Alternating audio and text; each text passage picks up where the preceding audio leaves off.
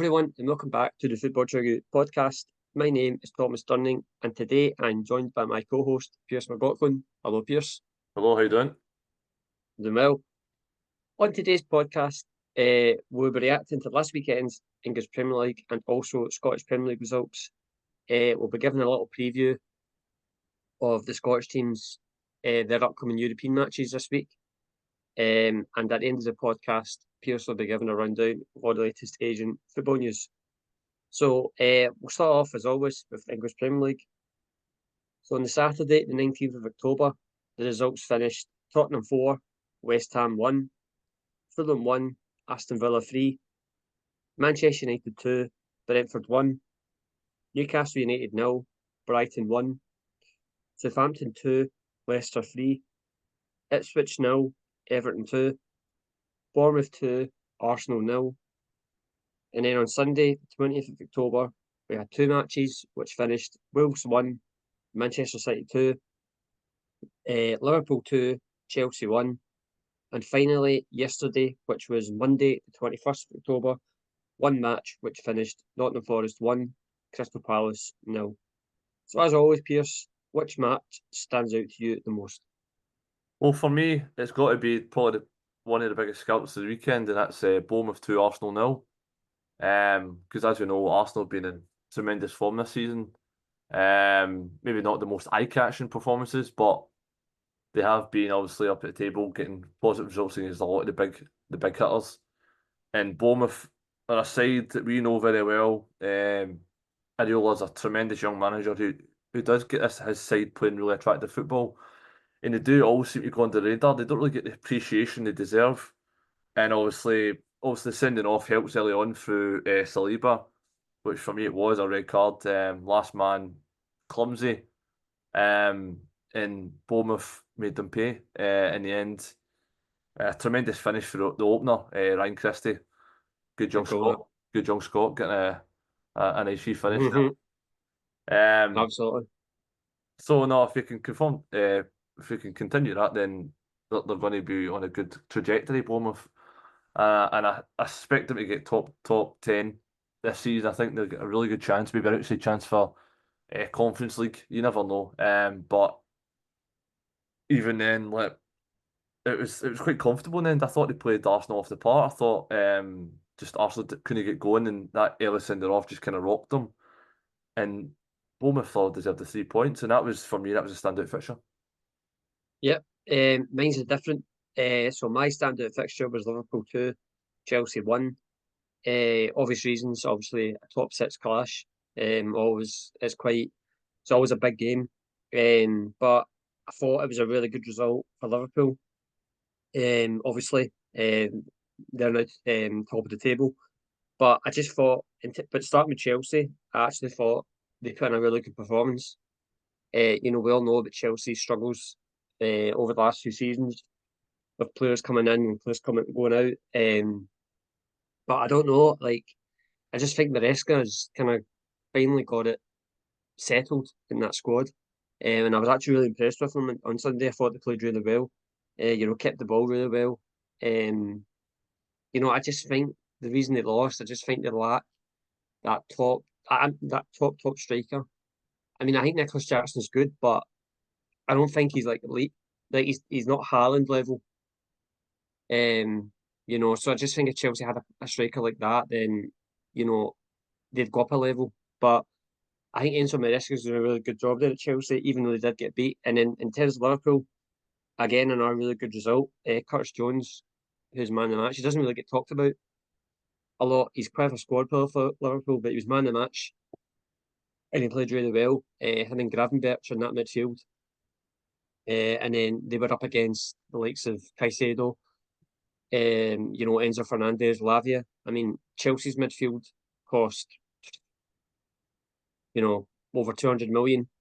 And then that midfield that played against Liverpool, Curtis Jones is an academy player, and Gravenberch, I think it was only about 30 odd million. So kind of just shows the recruitment side of Liverpool's how much better it is than Chelsea's.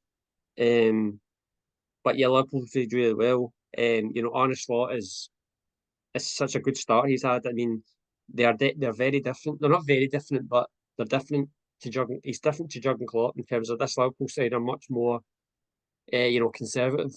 They don't. It's not really like gun ho as it used to be, like just attack, attack, attack. They're much more structured. They defend much more soundly. They don't just kind of just go for it. They protect the lead they have, and that means now they're top of the table. And at the moment, they're my favourites to win the Premier League title. I'll go out. I'll go early, and I'll say that they are. I just think that I haven't seen a weakness so far. I just think defensively they're so sound. They're experienced.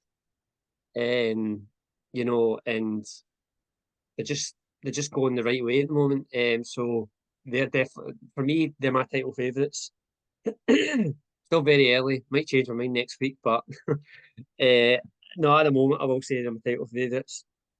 And then obviously you mentioned their Arsenal, obviously getting beat 2-0, and that's again another sending off. Every game that they've had a sending off. I think it's 3 red cards they've had this season so far. It's a big problem for them. They got a red card against Brighton at home a few weeks ago, and they drew that match. They got a red card against Man City.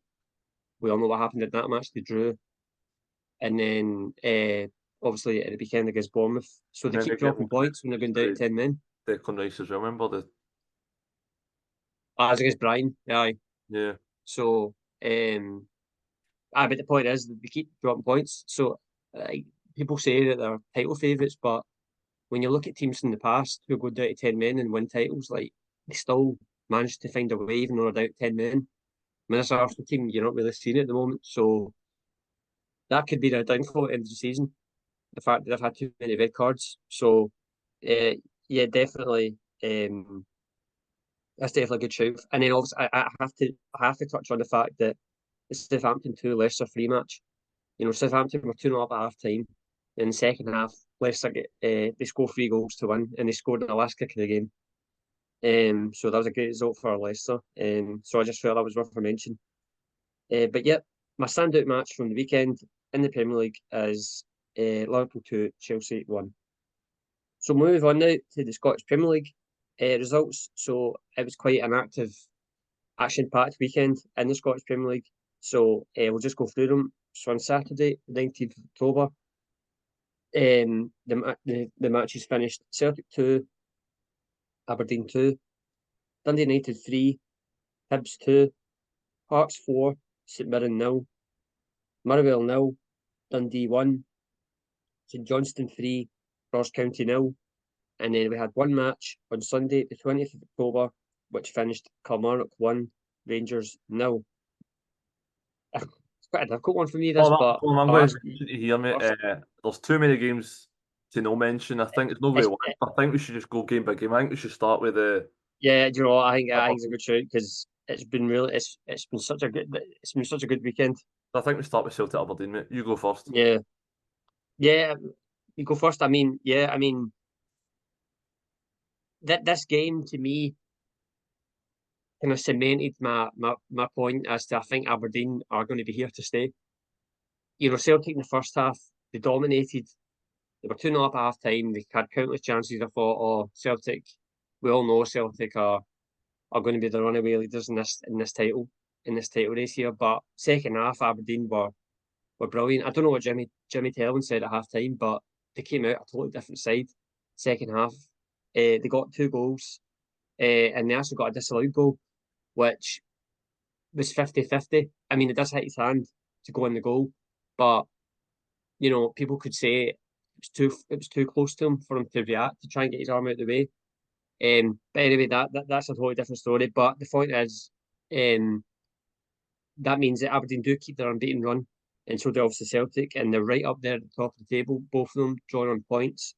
And I think the biggest story out of that match is Aberdeen and their fight back. I thought it was really impressive, and again, what a season they're having, and they're here to stay, in my opinion. No, I second that. Like you say, like you look at a team like across the city, Rangers. They've been to countless occasions Celtic at Parkhead and they've crumbled.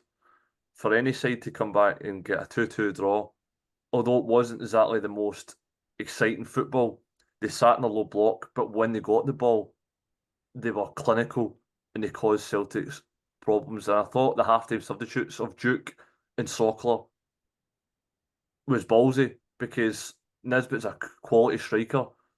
And I think he took off, can't remember who took off the other one, but I think it was maybe Kiskinen. But it was an instant impact. And I thought, for me, probably the Mustafa standout. scored. Yeah, exactly. But I thought, I've got to mention, Jamie McGrath's pass was sensational. Yeah. To do that in half volley, I that's saw that. like Kevin De Bruyne-esque pass. Like, I don't think Yeah, credit absolutely. for they deserve because, like as you know, Liam Scales is not a slouch. But the fact is, Hmm. the ball is that perfect that it takes him totally out of the game. Yeah, And like you said, in the first half, I thought Celtic took 15, 20 minutes to warm up, but then they got the two goals, two quick goals. And Aberdeen's heads looked as if they were like, oh no, what's happened? It could be any scoreline here. But then yeah, half came brilliantly for them. The managers regrouped them, and then they've came out like a house on fire. And then yeah, It was Celtic that looked spooked.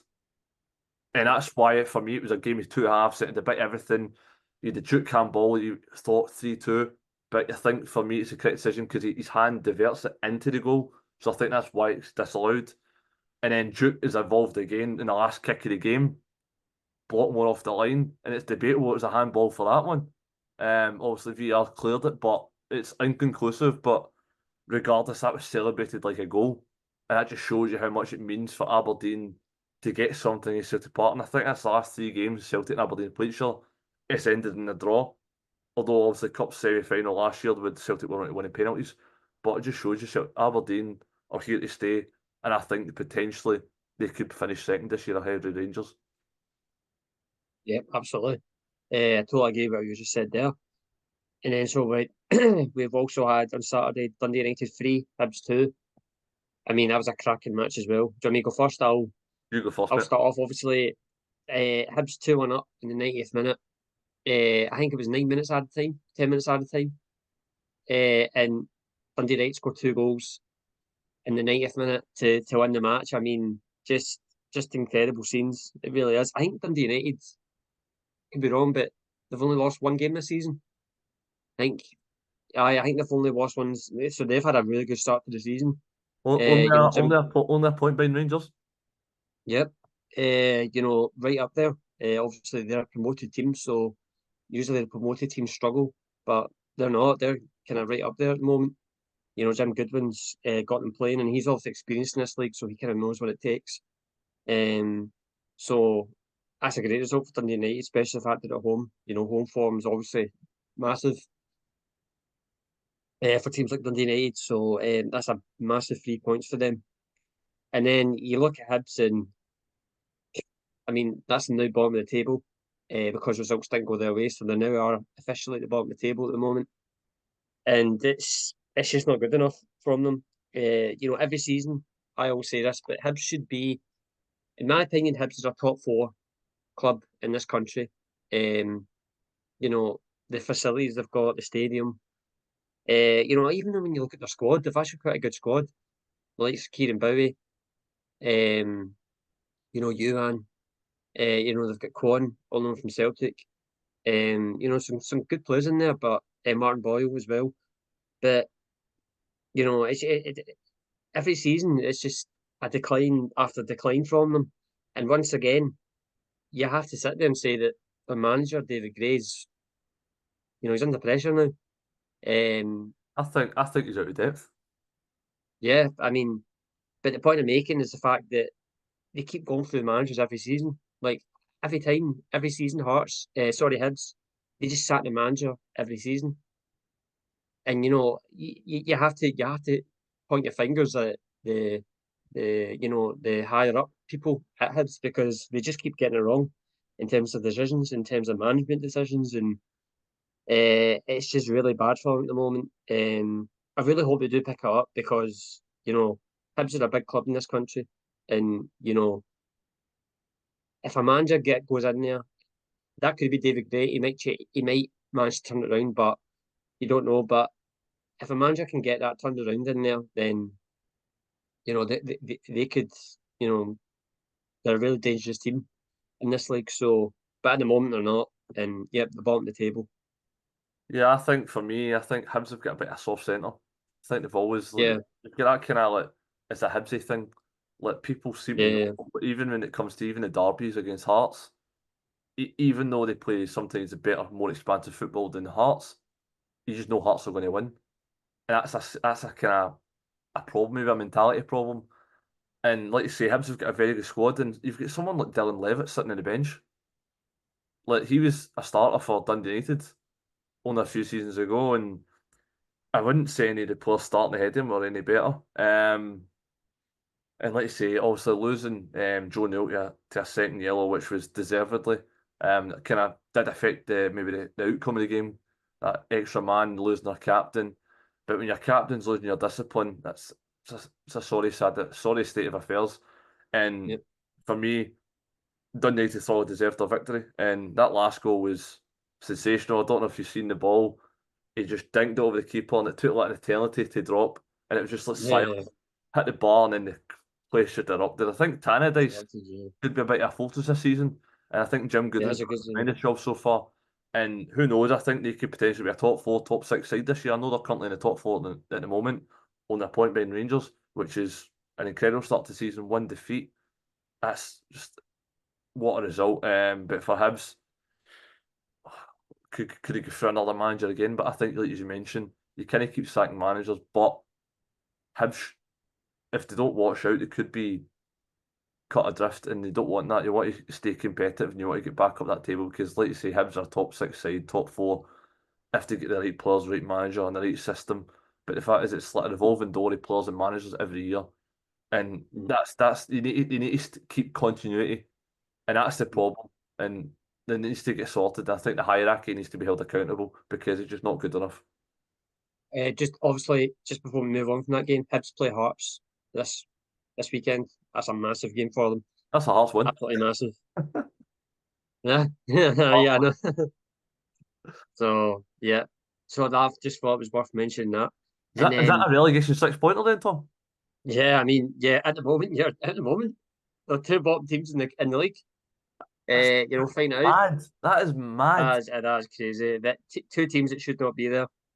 But uh, you know but anyway, it's good. It's better news for Hearts because on Saturday they won 4-0 against St Mirren at home, Tynecastle, the first match under the new manager Neil Critchley. And I think if he went to sleep on Friday night, I think this was everything he dreamt of. Clean sheet, 4 goals. That kind of result gets the fans right back on side. Um, you know, I, I just had a good feeling about that appointment. Um, you know, uh, I don't know why. It just, when you just see a manager coming into a club, you just look, and I don't know what it is. It just feels right to me. That kind of appointment. I don't know much about him. I mean, I know his history, but I don't know like too much in detail. But what a start for him. 4-0. That gets him right off the bottom of the table, and their closest rivals are now bottom of the table. So I mean, that just adds to even more pleasure for them at the weekend. But what a start for them, and they'll be desperate to kick on after that victory. Yeah, no, I second your opinion there, Tom. Obviously, 4-0, clean sheet, your first game, Tynecastle. Getting the crowd back on side, getting the fans believing. And as Hearts fans, they're going to be excited if that's the way that it's going to be every week because no one dismantles St Mirren like that. St Mirren are a well organised side and they don't, but I think they've got a bit of injuries at the moment. So maybe that's a wee bit of an issue, but going on the weekend's performance, I thought they were outstanding. Exciting to watch and a bit more attacking minded. With a 4-4-2, because usually Hearts have been last couple of managers have been 3-5-2, and sometimes it's a bit dull, boring, and relying heavily on Lawrence Shankland. But as you see, Yeah, Shankland is not scoring at the moment. He's only at one league goal this season. I think he's a little bit low in confidence, but if the side have got goals from everywhere, that will help easing the burden of just relying on one player.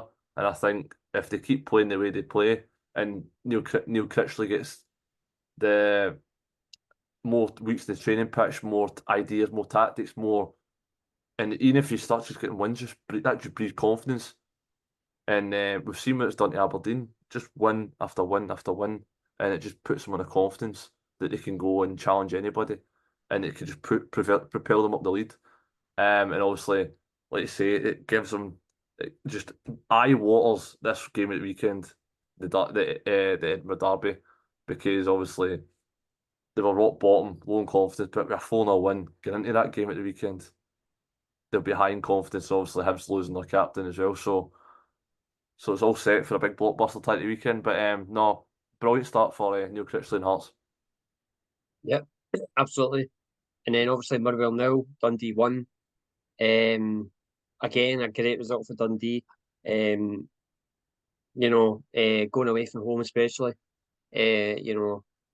That's important for them. The fact they kept the clean sheet away from home. But yeah, that's a great result for them. Obviously, keeps them kind of mid-table-ish.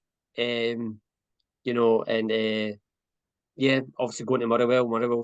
It is a tough place to go. They're also experienced top flight team in this country. So that's a big result for them. And yeah, once again, Tony Docherty. I mean, he's just done a brilliant job there. And that's another victory that they've got under their manager. No, good result. Because like you say, Motherwell have had a decent run of form at the start of the season. The team in form. I think Dundee. That's now their second victory of the season. I think they get a few draws in there, so I think that kind of puts them up into the top six. And like you say, I think they've been a bit unlucky in a couple of games that has been really tight. But no, I thought, like you say, they've actually got a good style of football, and they're exciting to watch, Dundee, and I think they'll be comfortable in the top six this season if they keep performing the way they are. And no, terrific result away from home. And young Lyle Cameron impressing yet again. I think he's a young player that's exciting to watch, and Dundee will do everything they can to keep hold of him because obviously they lost Luke McCown at the start of the season as well. So they'll be wanting to keep their young Scottish talents. Yeah, no, absolutely. And then obviously St Johnstone 3, Ross County 0. You'd say that's a relegation 6-pointer. Two teams that are going to most likely be near the bottom of the table this season.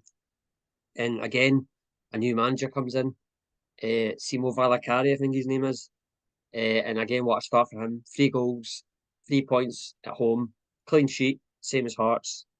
What a start. Especially the fact that they're playing a team, Ross County, who are similar level to them. So obviously 2 goals there from Kim Pioka, the striker, who, he's a big player for them. He's got a lot of good attributes. And yeah, once again, just to kind of repeat Hearts, kind of gets the fans on side. And obviously the manager will be hoping now that victory kind of spurs them on. But it's going to be, I mean, although they did win, I still think this season it's going to be difficult for St Johnstone. But what a start for the new manager. And then Ross County, that's a really poor result for them.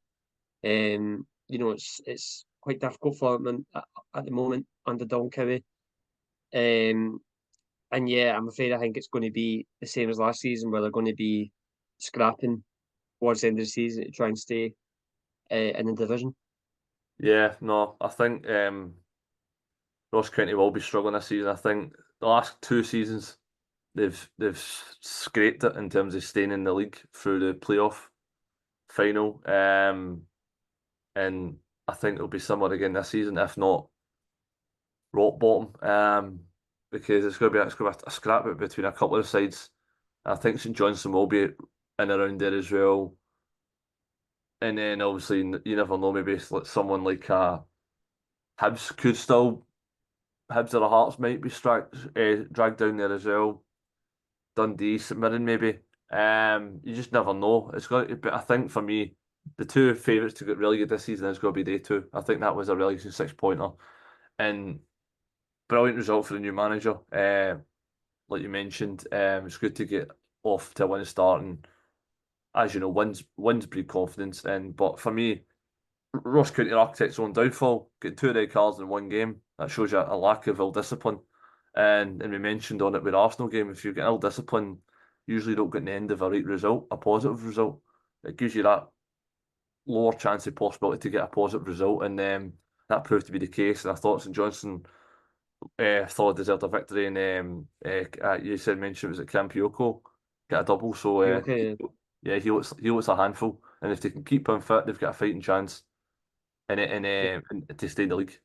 Because like you say, I don't think the sides down there have outstanding goal scorers. I think if you've got a player that's scoring you 10, 15 goals down at the bottom half of the table, then you've got a chance to stay in the division. Absolutely. And then final match, big one probably is Kilmarnock 1, Rangers 0. What a result for Kilmarnock. And you'd probably say that they deserved the 3 points based on the performance. I actually thought they were better than Rangers. It was a windy day, and playing that kind of pitch, Kilmarnock dealt with it much better. Um, you know, um, they kind of caught Rangers not concentrating in terms of the goal. Um, a great result for Kilmarnock. And in terms of Rangers, again, really disappointing. I mean, they had the chance to close the gap a little bit on Celtic and Aberdeen, especially the fact that they both drew, and they couldn't capitalise on it. The performance was really poor. Didn't create anything really. Dessers was isolated, and there was no real kind of magic from any of the midfield players. Just a really, really poor performance. And for the first time, I'd say, I think I'm beginning to start to feel like the Rangers fans have turned on Phillippe Clement. And I think now at the moment he's under big pressure because that's a year now he's been in charge. And I haven't seen any difference really. I mean, he had a good start when he first came in, but I'm not seeing anything different to suggest that they're improving. And I look at their squad and I think it's a poor squad, to be honest. I'm not really. Uh, I don't, when I look at their squad, I don't really get the feeling that they can do things this season. I think it's a really poor squad, and yeah, I think Camont's going to. I think he's under pressure now. And yeah, it just looked like the Rangers fans are kind of getting sick and tired of the same old Rangers at the moment. Yeah, no, totally agree with you there, Tom. Like you say, Kilmarnock's a difficult venue for any team to go away because of the plastic pitch and the way they're well organised, and they're always a threat behind. And Marley Watkins and Kyle Vassell, they're always a handful for any back line, and that proved to be the case. But it's far too easy. John sort of got bullied by Marley Watkins, who's not the biggest or strongest of strikers, and Jack Butland's caught in no man's land. So it's a really poor goal to concede. And like you say, they had the opportunity to cut the gap on Celtic and Aberdeen to 3 points, which was probably the perfect result for Rangers fans seen on Saturday, that it was a draw, because it meant that both teams were within touching distance.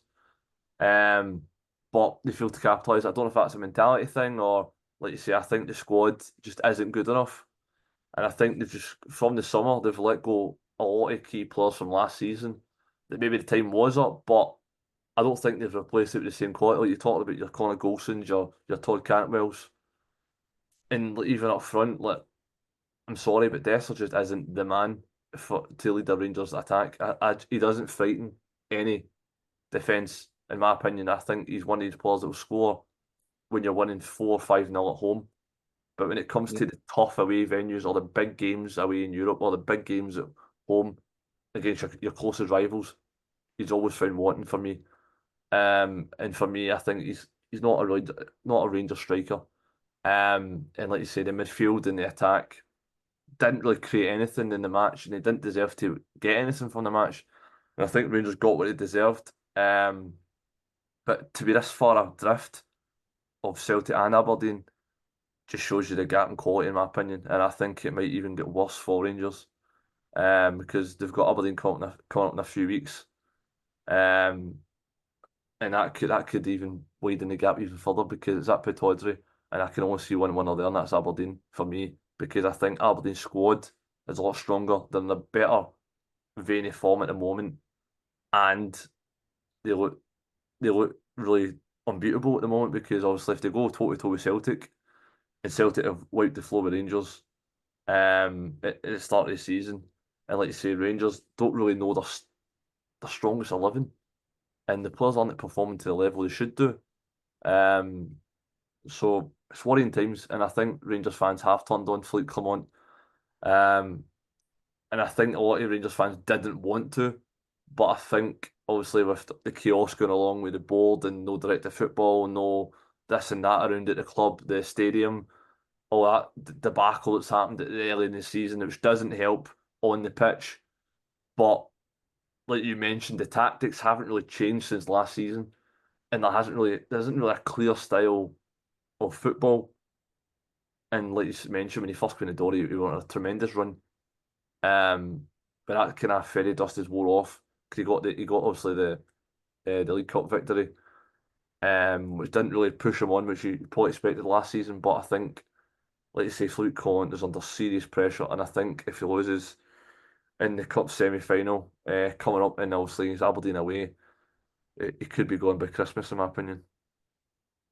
Yeah, totally agree. But just rounding it off, what a brilliant weekend of Scottish Premier League football action. Yeah, let's hope more for the same. So for the final part of the show, Pearse will now give his Asian football roundup. Yeah, so start with some K League One action.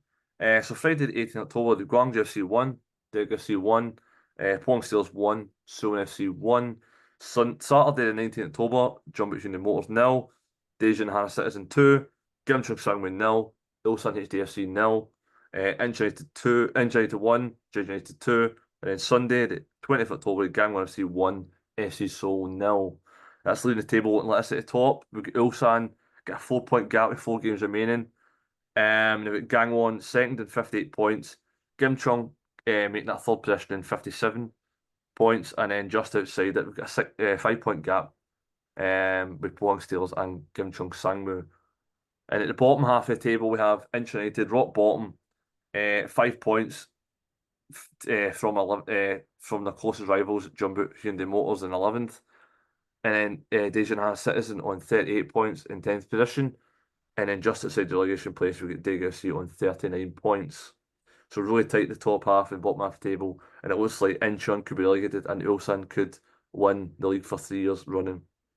So now move on to J League 1 action. Friday the 18th October, Kawasaki Frontale 1, Gambo Osaka 1, Vissel Kobe 0, FC Tokyo 2, Yukata F Mariners 0, Albert Niigata 0. Then Saturday 9th October, Cash Antlers 0, Avispa Fukuoka 0, Kashirisho 1, SC Elvia 1, Kota Sanga FC 2, Sagan Tusu 0, Lugo Grampus 0, Hoikuro Console Sapporo 2, Seizo Osaka 1, Jubilee 2, Shona Belmer 2, Sanfrecce Hiroshima 1, Tokyo Verde 2, Red Diamonds 1. So it's leaving the top half of the table looking like this. So at the top half, we've got Sanfrecce Hiroshima, who remain in first position, despite the result of the weekend where they lost to Shona Belmer. There's top 65 points from 34 matches played. And then last season champions just behind them on 64 points in second position. And then the surprise package of the campaign is that FC Elvia in third place in the top three, which is remarkable considering they led the whole way virtually the whole season. And then just outside it, we've got Kashi Antlers and Gambo Osaka on fourth and fifth position, on both on 54 points, only 6 points away from the top three positions. And at the bottom half of the table, we've Sagan Tusu caught adrift, and it looks like they're going to be relegated. They're going to need an absolute miracle on 26 points from 34 matches. Hokuto on Sapporo, 19th position with 32 points. Jubilee 18th with 35 points. And Urad Diamonds and Kashiru, so 16th and 17th position just outside on 39 points. In terms of other Asian football news, the J League has welcomed 10,445,133 attendees this season so far across all three divisions. That's J1, J2 and J3 as a new record with 11% of games still left to play. The previous high was 10,397,482 attendees, and that was back in 2019 when there were 58 clubs and J League One recorded crowds, thanks largely to Andres Iniesta's arrival. And that's all your latest Asian football news. Thank you, Pearse, and thank you everyone for listening to the Football Chuggu Podcast. This podcast will be available to listen to on the Football Chuggu YouTube channel and also the Football Chuggu website. Thanks for listening and see you soon. Bye-bye.